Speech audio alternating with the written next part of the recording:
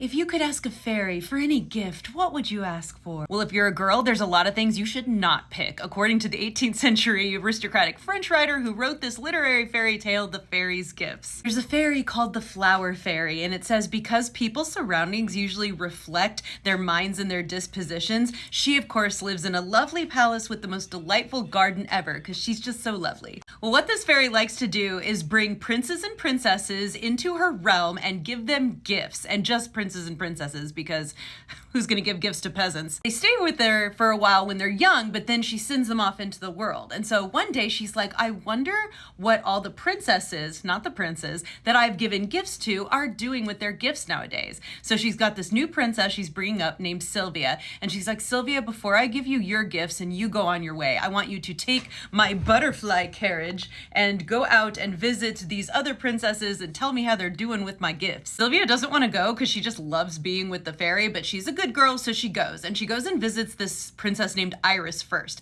And she comes back and the flower fairy's like, all right, how's Iris doing? And she's like, well, your gift to her was beauty, but she never tells anyone it was your gift. Her loveliness even dazzled me at first, but she thinks just appearing before people and being beautiful is all that could possibly ever be required of her. While I was there, she got sick and lost her looks. It must have been a really bad sickness. And now she hates the very sight of herself and she has no other good traits because she's only ever relied on her beauty, and now that it's gone, she's got nothing left. Pretty classic story about how we shouldn't rely too much on our beauty, our looks. And Sylvia goes to visit Princess Daphne, who's been given the gift of eloquence. But she should not have asked for that gift because very ill the gift of eloquence becomes a woman. She never stops talking, and though at first one may be amused, one ends being wearied to death by all of her talking. Sylvia says, oh, how glad I was to get away from her and her ceaseless talking and get to you. So then she goes to Cynthia, who was asked for the gift of being pleasing, and my fellow people pleasers can understand, ooh, I'd ask for that gift. But psych, it was a bad gift to ask for too, because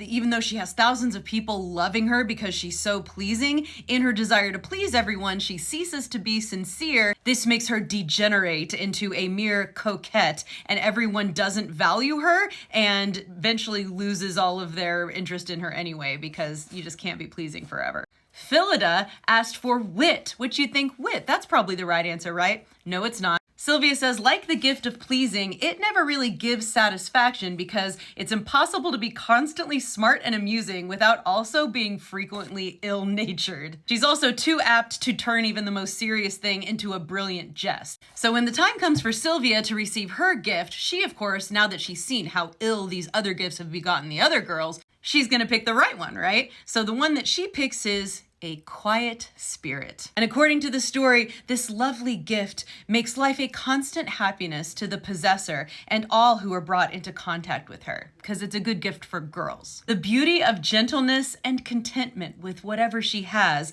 is what sweetens her face. And if she ever does feel sad, the harshest word she'll ever hear is people will say, oh, her dear face is pale today. It grieves one to see her so. But when she is happy, the sunshine of her presence rejoices all who have the happiness of being near her. So she's quiet and she makes other people not uncomfortable when she's sad and even happier when she's happy, because it's all about how they feel. Not saying there aren't some good lessons in why these gifts can be bad things, but it does seem kind of, on the nose that all of those things are really bad for women to have, but what's important is a quiet spirit. What gift would you ask for?